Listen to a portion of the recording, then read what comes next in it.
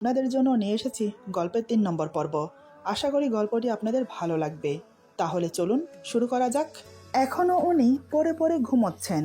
আরও বেশ কিছুক্ষণ আমি বসে রইলাম জানালার দিকে তাকিয়ে। প্রকৃতির মাঝে আবার নিজেকে হারিয়ে ফেললাম। এতটাই মুগ্ধ হয়ে বাহিরের দৃশ্য দেখছি যে বাস্তবের সাথে কোনো সংযোগ নেই আমার।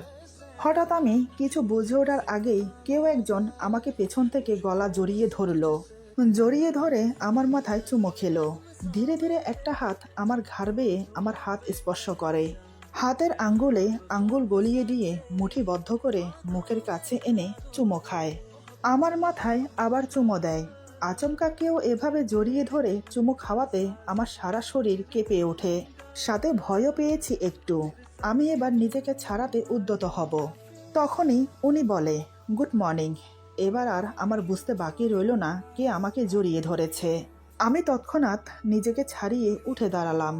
আমাকে এমন করে উঠে দাঁড়াতে দেখে জিলু বলে, কি হলো, আপনি অমন করে দাঁড়িয়ে গেলেন কেন? ভয় পেয়েছেন বুঝি? সত্যি বলতে আমার খুব রাগ হচ্ছে। উনি এরকম গায়ে পড়া স্বভাবের কেন? আমি রাগে চেঁচিয়ে বললাম, ব্যাপার কি আপনার? বলা নেই কোয়া নেই, এভাবে কেউ কাউকে পেছন থেকে জড়িয়ে ধরে? উফ, ভয় পেয়ে গিয়েছিলাম আমি। আর আপনার মতলব কি, আমাকে একটু বলবেন? কেন বারবার আপনি এমন করছেন আমার সাথে? কাল রাতেও আপনি আমার সাথে এমন করেছেন, এখন আবার। আচ্ছা, কি বোঝাতে চাইছেন আপনি? জিলু বলে, আরে আপনি এত রেগে যাচ্ছেন কেন? আমাদের কিন্তু বিয়ে হয়েছে, এখন আমরা স্বামী স্ত্রী। তাহলে আমি কি আপনাকে ছুতে পারি না? আমার অধিকার আছে আপনার উপর। আমি বললাম, অধিকার? কিসের অধিকার?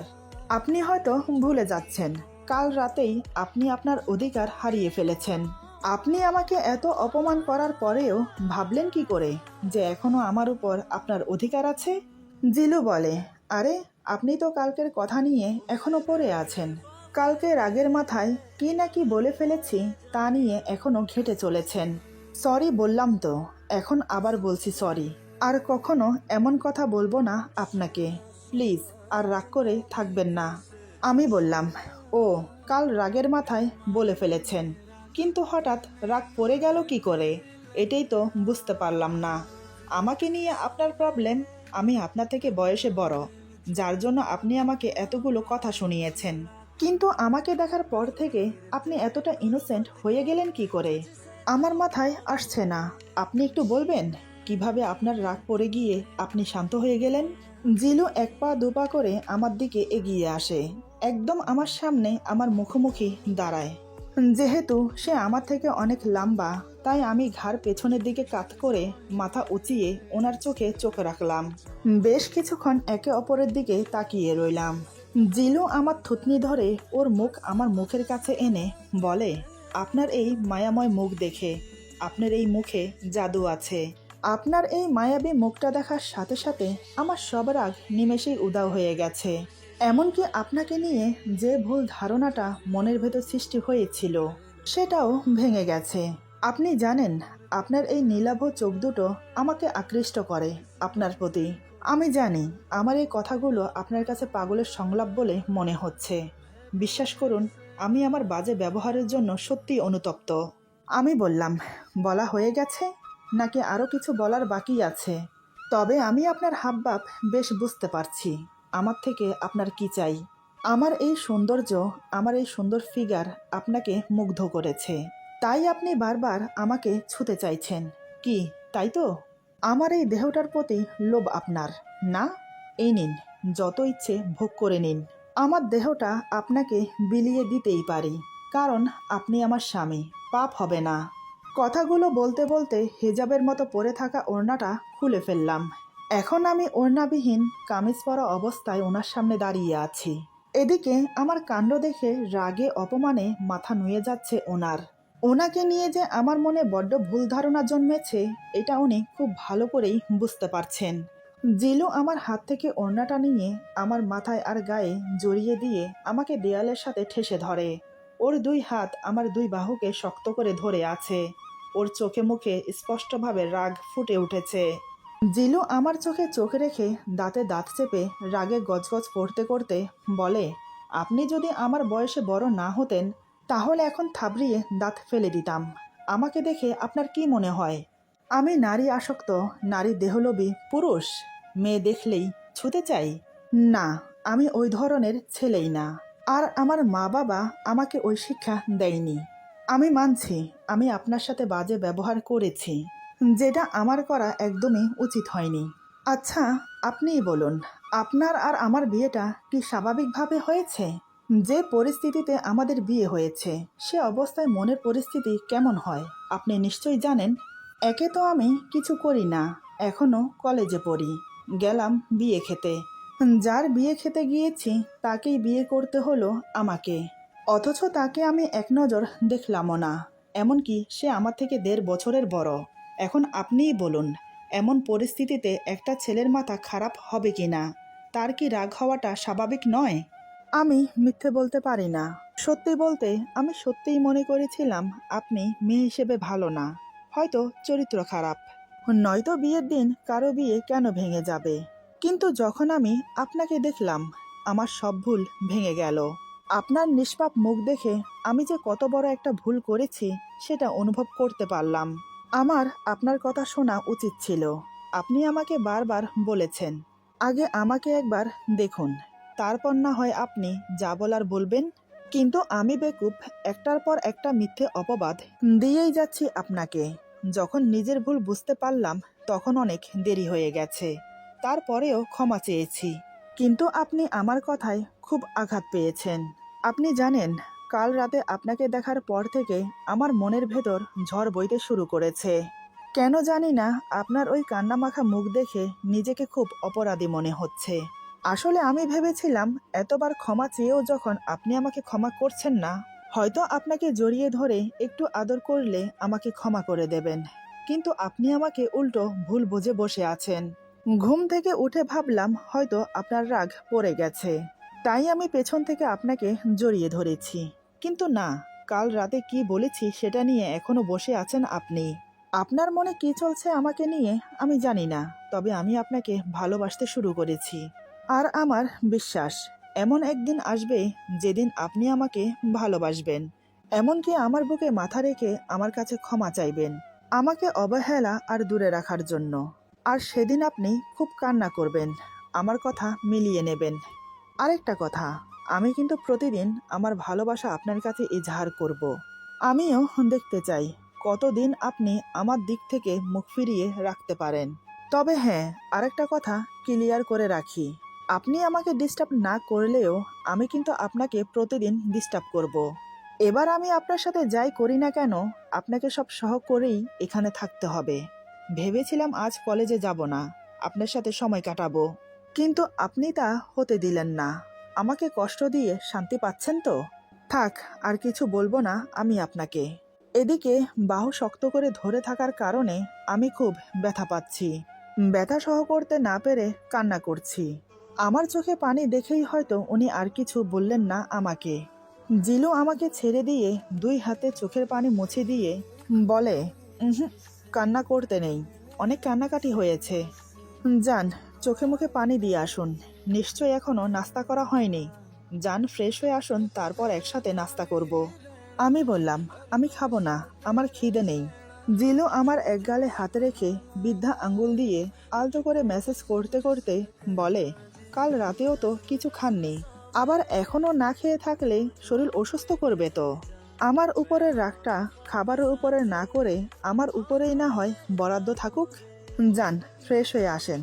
আমি এবার জিলুর চোখের দিকে তাকালাম। দেখি জিলু অপলক্ষীনভাবে আমার দিকে তাকিয়ে আছে। আমি কিছু না বলে খুঁড়িয়ে খুঁড়িয়ে ওয়াশরুমে যেতে চাইলে জিলু আমার বাহু ধরে দাঁড় করিয়ে দেয়। কিন্তু হঠাৎ বাহুতে হাত দেওয়াতে আমি ব্যথায় কুকিয়ে উঠি। জিলু ব্যস্ত হয়ে বলে, কি হয়েছে? আমি বললাম, কিছু না, আসলে একটু আগে আমার 2 বাহুতে শক্ত করে চেপে ধরার কারণে ব্যথা পেয়েছি। এখন উনি যখন আবার সেই জায়গায় হাত দিয়েছে তাই আবার ব্যথায় টনটন করে উঠল। জিলু বলে, কি হয়েছে আমাকে দেখান, আমি দেখি তো। আমি বললাম তো কিছু হয়নি, কেন বারবার একই কথা বলছেন? যে কয়দিন এখানে আছি আমাকে আমার মতো থাকতে দিন না প্লিজ, আপনার কাছে অনুরোধ করছি, বারবার আমাকে এভাবে হেনস্থা করবেন না। কথাগুলো বলে নিজেকে ছাড়িয়ে ওয়াশরুমে চলে গেলাম। জিলু শুধু চেয়ে চেয়ে আমার চলে যাওয়া দেখলো। জিলু মনে মনে বলে, আমার বউটা দেখছি যেমন রাগী তেমন আবার ঘাড়তারা। এর রাগ ভাঙাতে আমাকে বেগ পেতে হবে, তবে আমি হাল ছাড়ার পাত্র না। একটা কবিতা আছে না, পারিব না এই কথাটি বলিও না আর, একবার না পারিলে দেখো শতবার, 10 জনে পারে যাহা তুমিও পারিবে তাহা, তাই আমিও হাল ছাড়ব না। তুমি ভেবো না প্রিয়তমা, তুমি যেমন আমিও ঠিক নিজেকে তেমন ভাবেই তৈরি করব। কথাগুলো ভেবে মনে মনে হাসছে। বেশ কিছুক্ষণ পর ফ্রেশ হয়ে বেরিয়ে এলাম। এরপর জিলু ফ্রেশ হতে চলে গেল। অনেকক্ষণ পর বেরিয়ে এলো। এতক্ষণ ও খেয়াল করেনি। হঠাৎ করে চোখে পড়ল আমার পায়ের দিকে। পায়ের কাটা স্থান থেকে আবার রক্ত পড়ছে। পায়ে ব্যথা করছে সেটা অনুভব করতে পারছি আমি, কিন্তু পা থেকে যে রক্ত পড়ছে সেটা আমি দেখিনি। জিলু বলে, এ কি, আপনার পায়ে থেকে তো আবার রক্ত পড়ছে, দেখি তো আবার কি হয়েছে। ওনার কথা শুনে আমি পায়ের দিকে তাকালাম, দেখি সত্যিই রক্ত পড়ছে। এদিকে জিলু এসে আমার পায়ে হাত দিতে চাইলে আমি ওনাকে বাধা দিয়ে বললাম, আপনি দয়া করে আমার থেকে দূরে থাকুন প্লিজ, আমারটা আমি দেখে নেব। জিলু আমার দিকে এক নজর তাকিয়ে রুম থেকে বেরিয়ে গেল। কোথায় গেল ঠিক বুঝতে পারলাম না। এদিকে জিলু নিচে গিয়ে দেখে মা ড্রয়িং রুমে বসে আছে। মার কাছে গিয়ে জিলু বলে, মা, আমার ফোনটা মনে হয় গাড়িতে রয়ে গেছে, তুমি একটু ডাক্তারকে ফোন করো তো। ডাক্তারের কথা শুনে মা একটু ঘাবড়ে যায়। মা বলে, ডাক্তার? সাত সকালে ডাক্তার কেন, কি হয়েছে? জিলু বলে, কাল অসাবধানতায় আমার হাতে লেগে কাচের জগ পরে ভেঙে যায়, তোমার বৌমা না দেখে পা দিয়ে ফেলে, তাতেই ওর পায়ে কাচ ফুটে যায়। যদিও কালকে রাতে কাচ বের করে ব্যান্ডেজ করা হয়েছিল, কিন্তু আজ সকালে কাটা স্থান থেকে আবার রক্ত পড়ছে। মা বলে, বলিস কি রে, এই নে ফোন, তুই ফোন কর, আমি গিয়ে দেখি মেয়েটা কি অবস্থায় আছে। এই বলে মা জিলুকে ফোন দিয়ে উপরে চলে এলো। জিলু ডাক্তারকে ফোন করতে করতে বাহিরে চলে গেল। গাড়ি থেকে নিজের ফোনটা নিয়ে আবার উপরে চলে এলো। এরপর রুমে এসে দেখে মা আমার পায়ের ব্যান্ডেজ খুলে পা ড্রেসিং করে দিচ্ছে ডেটল দিয়ে। এটা দেখে তো জিলু অবাক। জিলু মনে মনে বলে, কাল রাত থেকে আজ সকাল পর্যন্ত এতবার আমি ব্যান্ডেজ করতে চাইলাম, অথচ আমাকে দিল না, কিন্তু এখন দিব্যি মাকে ধরতে দিল। আমাকে দিলে কি হতো, আমি তো ওর স্বামী। জিলু দরজার কাছে দাঁড়িয়ে দাঁড়িয়ে কথাগুলো ভাবছে আর আমার দিকে তাকিয়ে আছে। বেশ কিছুক্ষণ পর ডাক্তার এলো। ডাক্তার এসে পায়ে ব্যান্ডেজ করে কিছু মেডিসিন দিয়ে চলে গেল। যাওয়ার সময় বলে গেল ব্যান্ডেজ যেন পানি না লাগাই। মা ঘরের অবস্থা দেখে শিখাকে ডাক দিল। মায়ের ডাক শুনে শিখা রুমে আসে। রুমে এসে আমাকে দেখে অবাক হয়ে যায়। শিখা বলে, খালাম্মা, উনি কেডা? মা বলে, এটা তোর ভাবি, মানে তোর ভাইয়ার বউ। মায়ের মুখে এই কথা শুনে তো সে আরো অবাক হয়ে যায়। সে এটা ভেবে পাচ্ছে না বিয়ে করলো কখন আর বউ আনলো কখন। শিখাকে অবাক হয়ে তাকিয়ে থাকতে দেখে মা বলে, কিরে, তুই অমন করে হাঁ করে কি দেখছিস? শিখা মাথা চুলকিয়ে বলে, না মানে, ভাবি তো সুন্দর আছে, কিন্তু বিয়ে করলো কখন আর বউ আনলো কখন হেডেই বুঝতাছি না। মা হেসে বলে, কাল রাতেই বিয়ে করে বউ নিয়ে এসেছে। এখন তুই তাড়াতাড়ি ঘরটা একটু পরিষ্কার করে দে তো। তবে সাবধানে, পুরো ঘরে কাচ বিক্রি আছে, সাবধানে ঝাড়ু দে আগে। শিখা ঘর পরিষ্কার করার পর মা আর শিখা চলে গেল। বেশ কিছুক্ষণ পর শিখাকে পাঠিয়ে দিল নাস্তা নিয়ে। শিখা নাস্তা রেখে চলে গেল।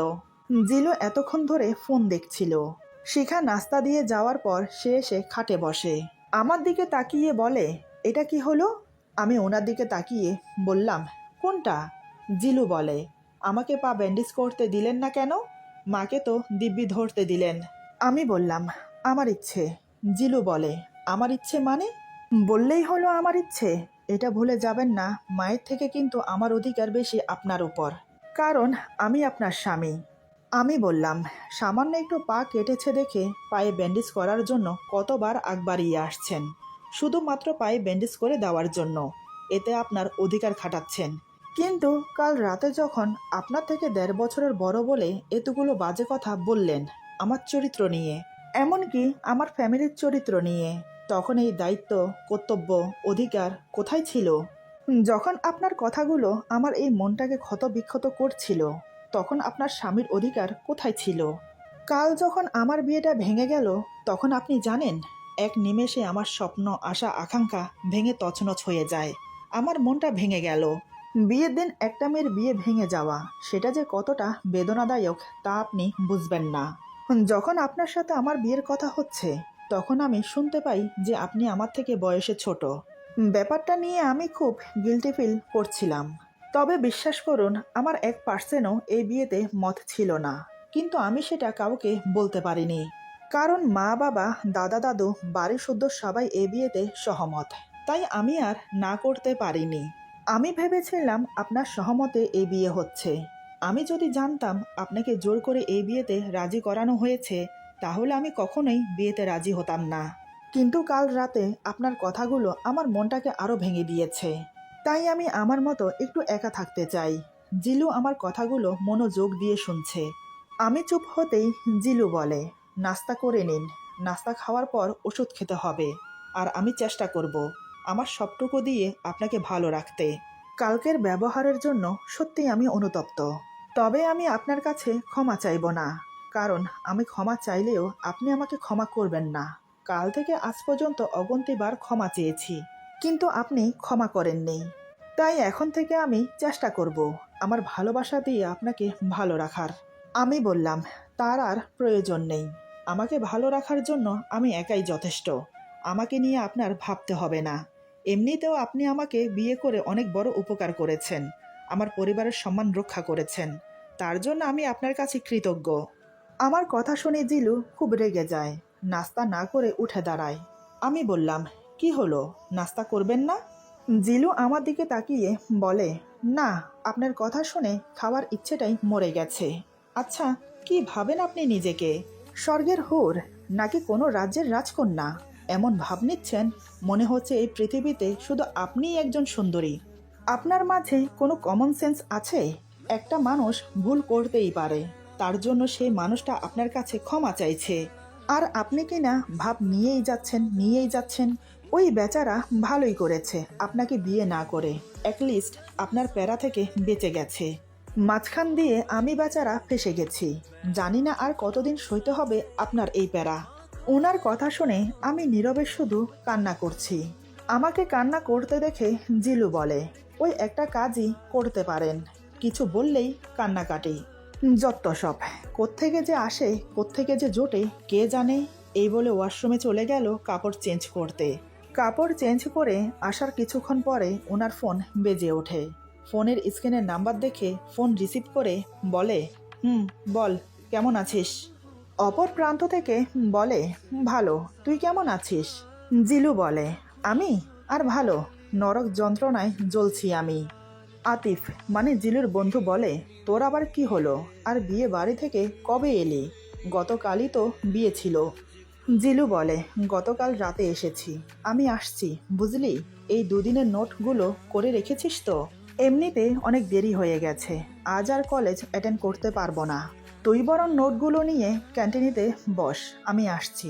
আতিফ বলে, কাল রাতে যখন জার্নিং করে এসেছিস তাহলে তোর আসার দরকার নেই। আমি কলেজ শেষ করে তোর বাড়িতে আসছি, দুই বন্ধু মিলে চুকিয়ে আড্ডা দেব। জিলু বলে, না না, আজ তোর বাড়িতে আসার কোনো প্রয়োজন নেই, তুই বরং অন্যদিন আসিস, আমি আসছি।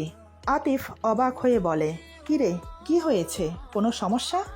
জিলু আমার দিকে তাকিয়ে বলে, সমস্যা বলে সমস্যা? মস্ত বড় জলজ্যান্ত একটা সমস্যা মাথায় করে নিয়ে এসেছি, যে সমস্যা জীবন্ত ঘুরে ফিরে বেড়ায়। এমন সমস্যা কি বলবো তোকে, যে কিনা আমার মনের ভেতর জেকে বসেছে। আরে, আমার বাড়ি, আমার ঘর, আমার রুম, আর আমাকেই কিনা সহ করতে পারে না। অবশ্য এটা এখন তারও বাড়ি, আর আমার রুমটাও তার রুম, এমনকি আমিও তার, যদি সে নিজের মনে করে সেটা তাহলে। এদিকে ওনার কথা শুনে আমার রাগ উঠে গেল। বলে কিনা আমি জলজ্যান্ত একটা সমস্যা, ঘুরে ফিরে চলার মতো সমস্যা। আমি কখন বললাম যে আমি ওনাকে সহ করতে পারি না? শুধু বলেছি যে আমাকে আমার মতো থাকতে দিন। কথাগুলো মনে মনে ভেবে আমি বললাম, এই যে শুনুন, মিথ্যে বলবেন না একদম। আমি আপনার সমস্যার কারণ, বরং আপনি তো আমার সমস্যার কারণ। আসছি পর্যন্ত পেছনে পড়ে আছেন আমার, একটু শান্তিতে বসতে দিচ্ছেন না ঘুমোতে দিচ্ছেন?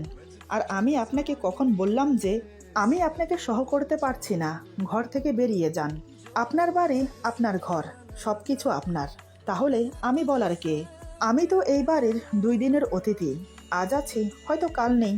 আমার কথা বলা শেষ হলে হঠাৎ জিলু এমন একটা কাণ্ড করলো যার জন্য আমি মোটেও প্রস্তুত ছিলাম